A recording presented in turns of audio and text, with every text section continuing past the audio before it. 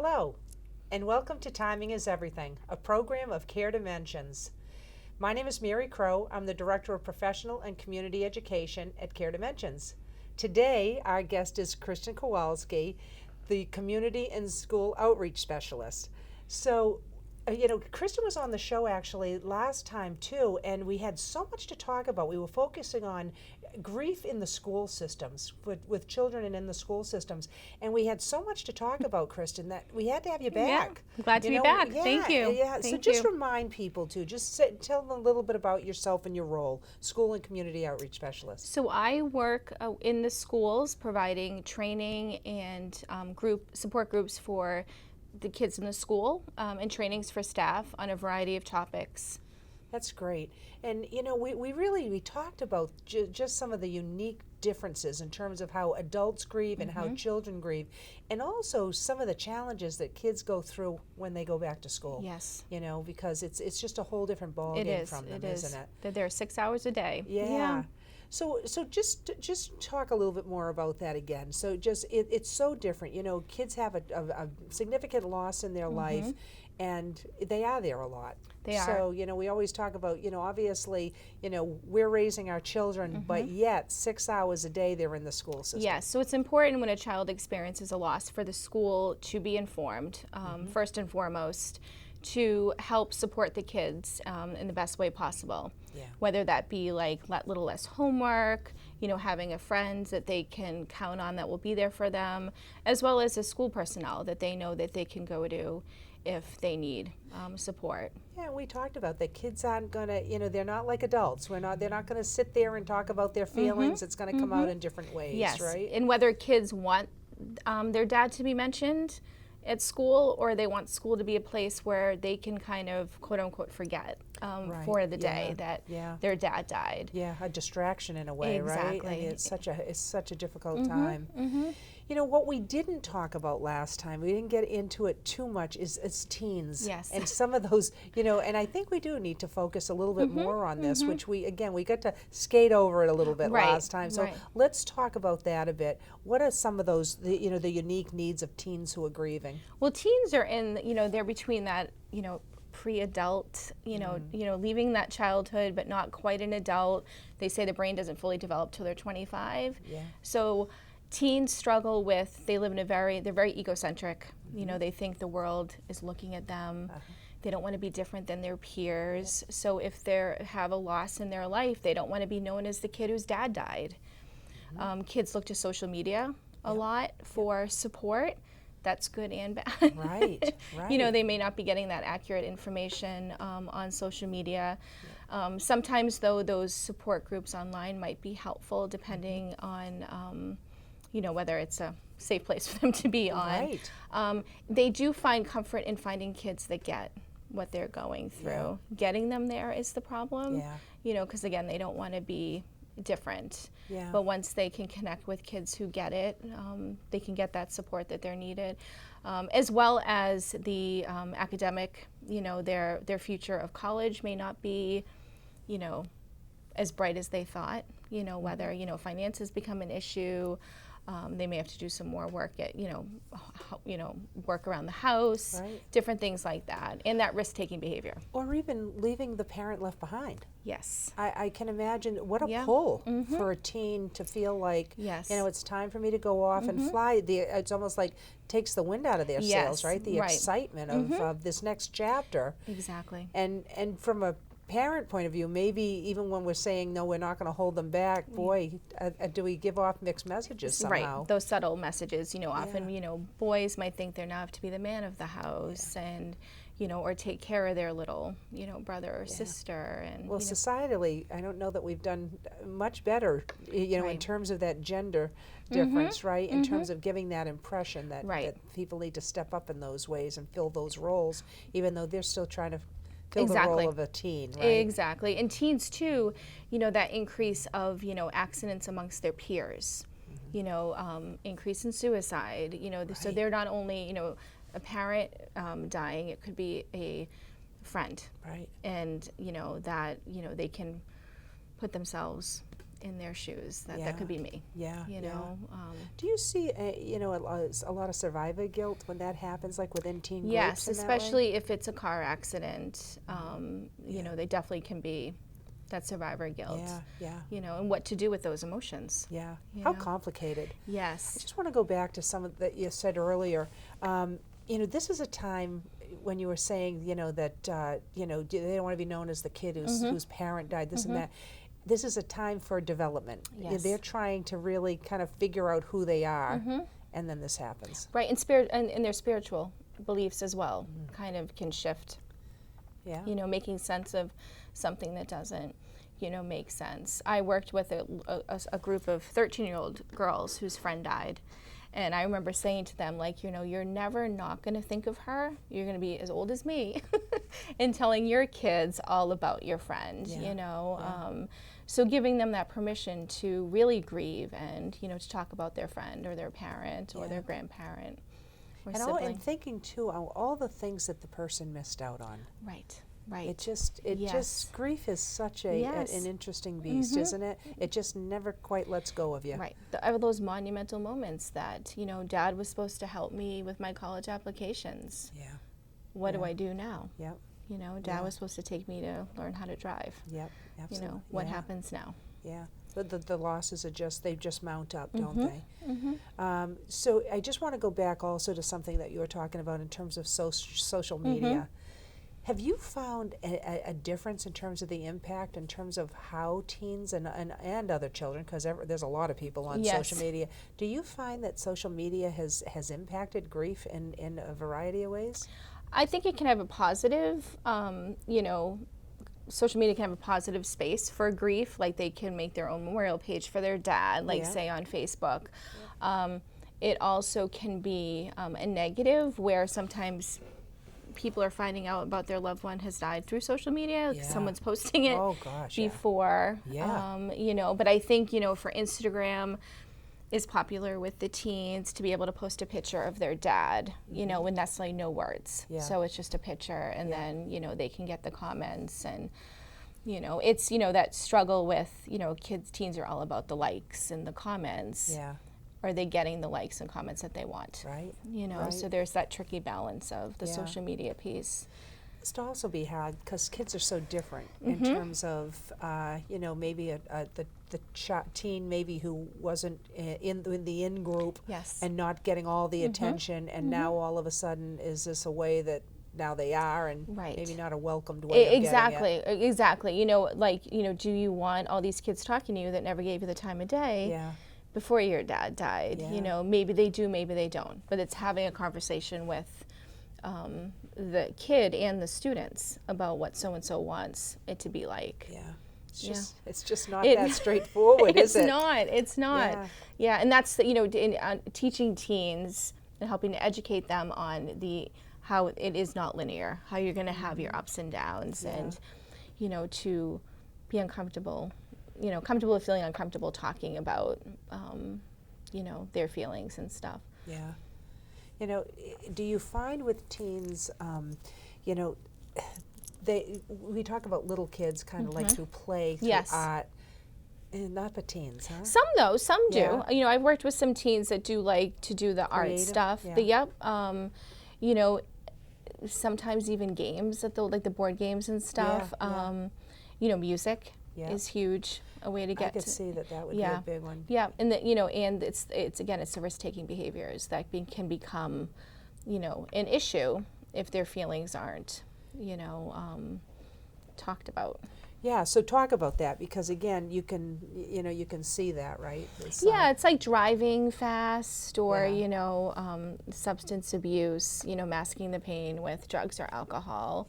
Yeah. Some kids put all their emotions into their homework. So in some ways you think you're going to see an academic decline, but sometimes you can see that hyper-focused on the schoolwork to kind of distract themselves from, their feelings, but that can only last for so long. Yes, yeah. We talk a lot about with teens and the kids about, wearing a mask. Yep. You have to wear a mask sometimes that you want to show the world how you want them to see you, whether it be happy, sad, funny, outgoing, but on the inside, how are you really feeling? Right. Sad, angry, depressed. Yeah. And how we can only wear a mask for so long before it becomes too tight and pops off. All right. Is it hard to, I mean, wanting to maybe with the other parent, wanting to do, now overachieving, Yes. and Right. just wanting to do everything in that sort of thing. What a pressure Yes. on a teen, Yep. Yep. Yep. So do you see a lot of that? We do. And well-meaning, the parents are well-meaning, but they're grieving themselves. Yeah. So, if the teen is picking up all this extra work around the house or, doing, getting a job and stuff, it may take a while for the parents to be like, ooh, they just need to be a kid. Right. It's, yeah. And from the grieving other parent point of view, it's we have to find the line too, Yes, right? Because yes. it's like, do we make our teen our confidant, our this or that? And I'm sure sometimes those boundaries are slipping. Right. And I think, parents need to be careful for that. Yes, and the secondary losses that come around grief, Yeah. it's, maybe the mom was a stay-at-home mom, and when the dad died, the mom now has to go back to work. So there's that financial constraint Yeah. that wasn't there before. Yep. It's, lost memories. We were supposed to go on our vacation this year, and now we can't. Yeah. Things like that. Sure. And so talk more about the secondary and the cumulative losses that can come up from this and some of these that could affect the child and how they grieve. Yeah, I mean, dad could have been the jokester in the family. They all these hidden inside jokes, and now the teen child has no one to joke with, or they have someone to joke with, but they're not their dad. They're not Yeah. going to get it. This time of year is when the shows that had their finales in the spring, they start coming back. Uh-huh. Maybe they watched a show together, and the child's not even realizing, oh, dad's not here Yeah.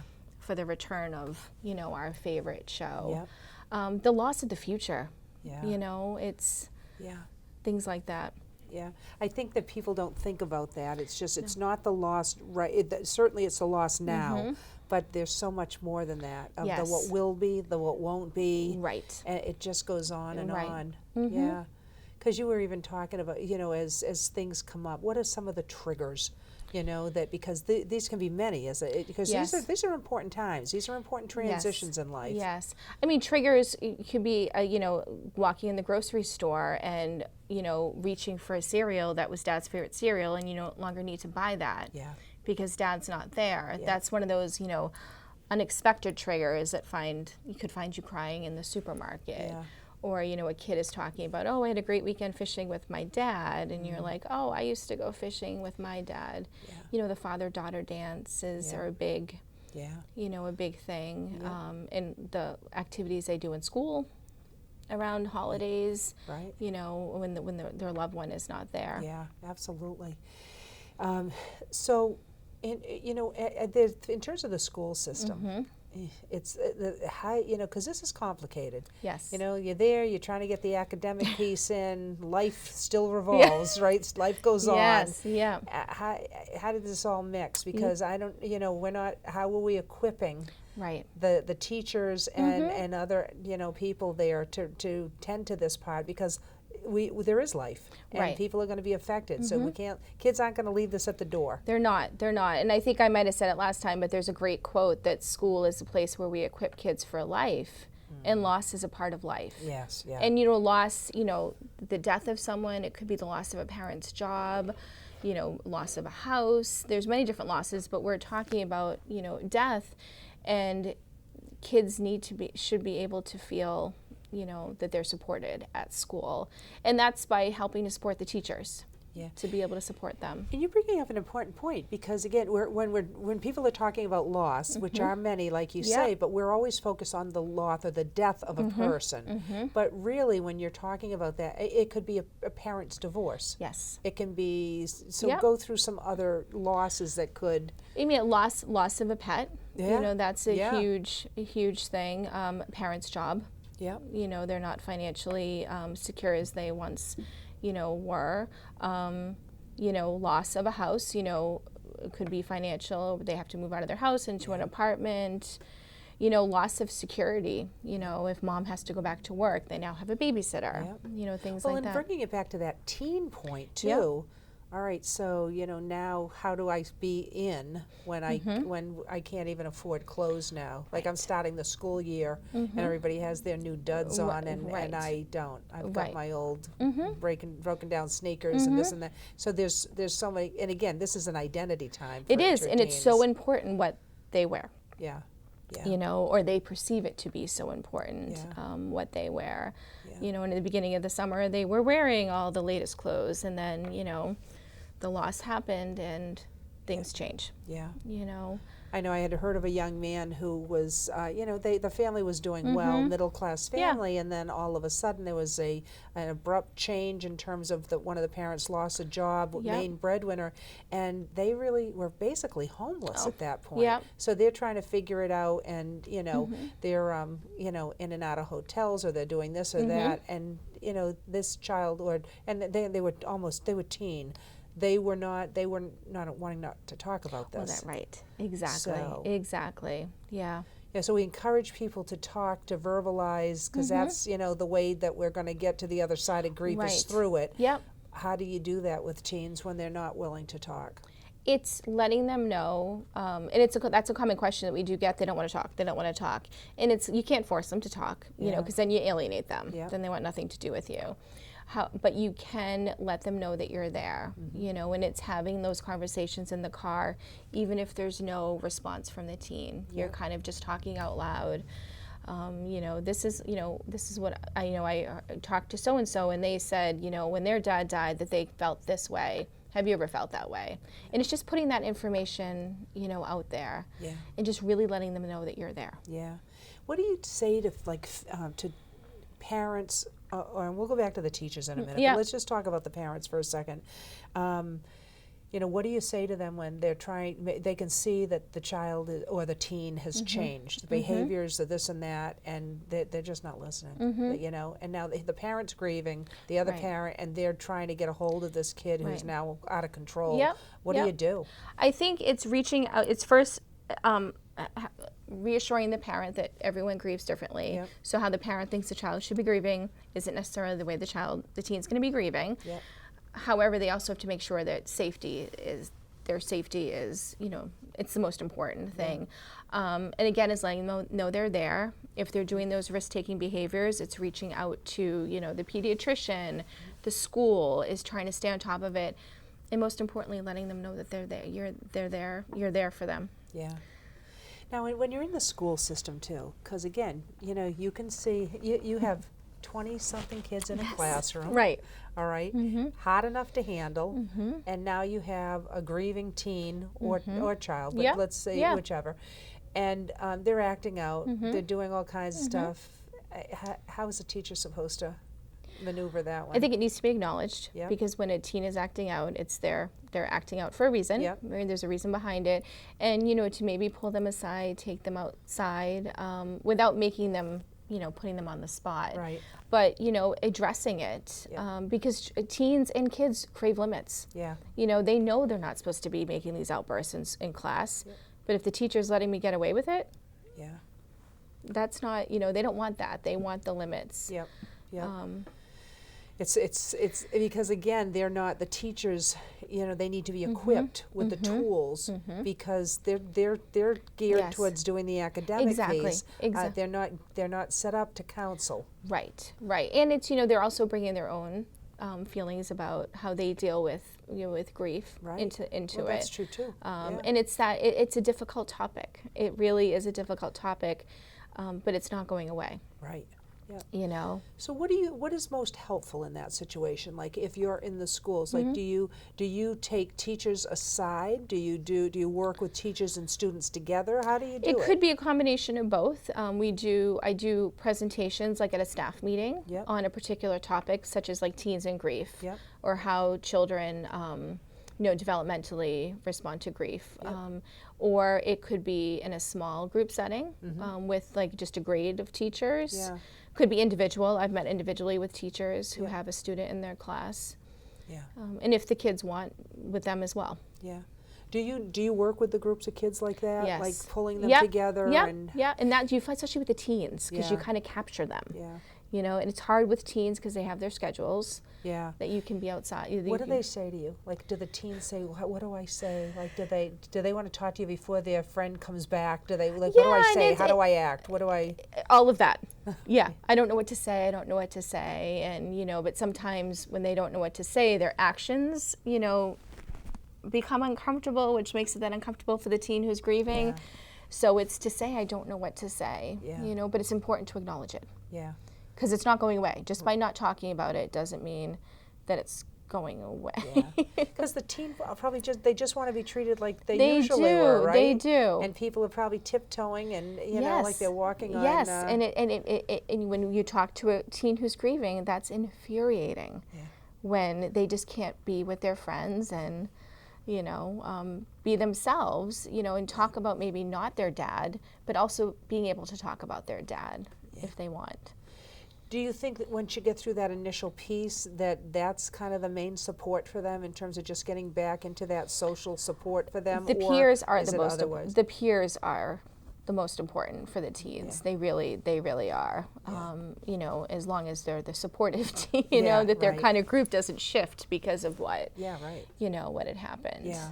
Well, and as long as they're hanging out with the right. Well, exactly. exactly. And even at camp, you know, the Camp Stepping Stones, we found that, you know, the teens, even the other groups of kids, they bond once they get over that initial, I don't want to be here. Yes, yeah. They're with kids that get it. Yeah, now you just came off of Camp Stepping Yes. Stones. What was tell the audience like what it was like in terms of what did you observe there? What did you, because you were involved in it Yes, so heavily. I did some parent groups, but it was just amazing. The kids, just seeing the kids come together, they all come with like their heads down when they first arrive. Yeah. But then they're meeting kids that get it, and they're exchanging, you know, Instagrams and, you know, Facebook, and there's a space where they can talk about the person who's died. And the best part is at the end they have the opportunity with the microphone to speak into it, and you have these kids speaking into it saying, you know, my dad died of cancer, my mom died in a car accident, and they're saying it so matter of fact, and you know, this is what happened, Yeah. but they're given that space to do it, Yeah. which is huge. Did a lot of them do it? They did. Wow. They did. Yeah. They did. So they felt safe by the They end of the day. They did, and they gave that permission to talk about it. Yeah. And it was okay. No one was laughing. No one was Yeah. like looking the other way. And Well, instead of, you know, and I think we just do this around death and dying, if we're always just dancing around the elephant, you know, tiptoeing around it and not acknowledging it. And it's almost important for them to give it a voice, to be able to Yes. say they died, right? they died. Because some using of the tasks, that language. Yes. right? Yeah. And because the tasks are similar, right? And whether it be with an adult or a child, Yes. and one is that realization. Yes. Yeah. And telling their story, it changes over time. Some more details added, some details left out, but it's important to tell their story, or at least especially to be given that space to tell their story. So this is a huge point for them. And like you say, there's a sharedness. That's where support groups come in so Yes. handy, right? Yes. Is that although everybody's grief is so unique to themselves, to have some shade of a similarity of a loss is where they get that kind of support from, right? Yes. Yeah. Yeah. My favorite story is when I first, back in 2010, I did a children's group. And we go around the room and the kids get to share who died. They can go into detail or they just say their name and who died.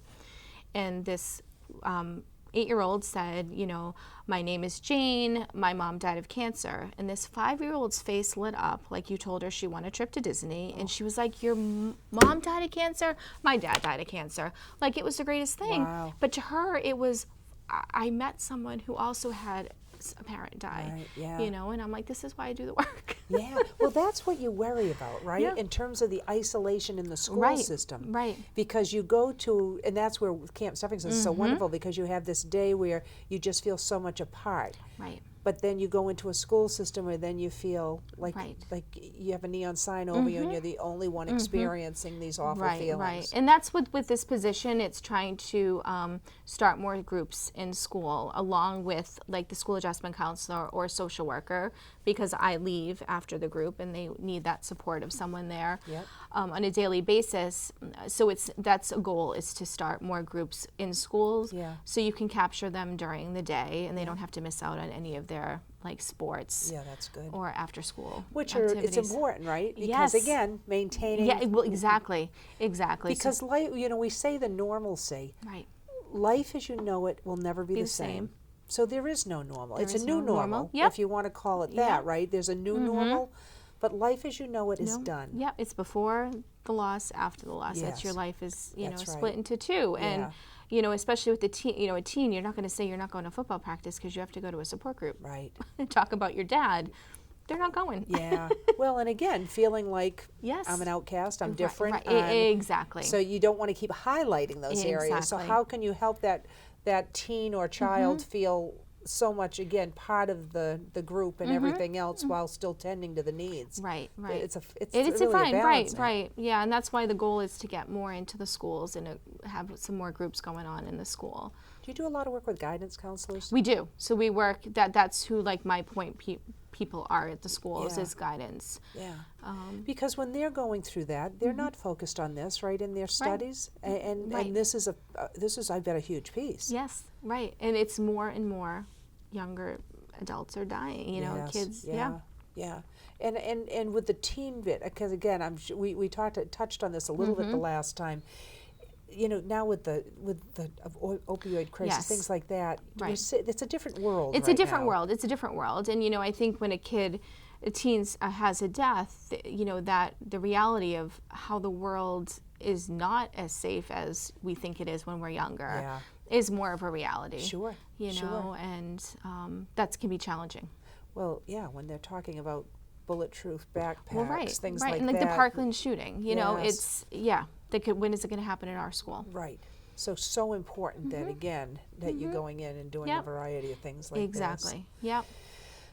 So in terms of, we talked about the conversation, is there other things in terms of initiating conversation, other triggers or things that you want to touch on? I think it's really important for the, adults to be authentic. Yeah. It's really kind of putting their own feelings aside and really being, because kids can read through it. They Yeah. really can, like, I'm really going to miss your dad. You never met my dad. Right. You Yeah. really need to, and as much as possible, not to put your own personal stories into the conversation, Yeah. which is really easy to do. Like to put your own, when I was, 25, my dad died, Right. and you're talking to an 8-year-old. Yeah. That's different. Yes. So, It's funny. It happens so much, doesn't it? And I think that people they're trying to make a connection. They They're are. trying to help. Their in terms intentions of are great. showing that the camaraderie or whatever. But it doesn't help at all. it doesn't help. does it? It doesn't help. So how can we help to get people? Maybe get them to do that differently. Yeah, it's the education. Yeah, it is, It isn't it? really is the education, Yeah. and I'm hoping that we can get into more and more schools Yeah. to do that piece. Okay. Well, I know that. How can they get in touch with you? I know we have to wrap up. This goes by like 2 minutes when I'm talking to you, Kristin. You gave such great information. I can't thank you enough. Thank you. But No. let's just bring up some information in how people can get a hold of you at the Bertillon Center for Grief and Healing. Yes, and you can talk with Carrie Ann O'Keefe, and she can direct you to my direct line, and you can leave a message, and I will return your call. Excellent. Yeah. Well, can't thank you enough. Thank you. And thank you for tuning in to Timing is Everything, and look forward to you tuning into our next show.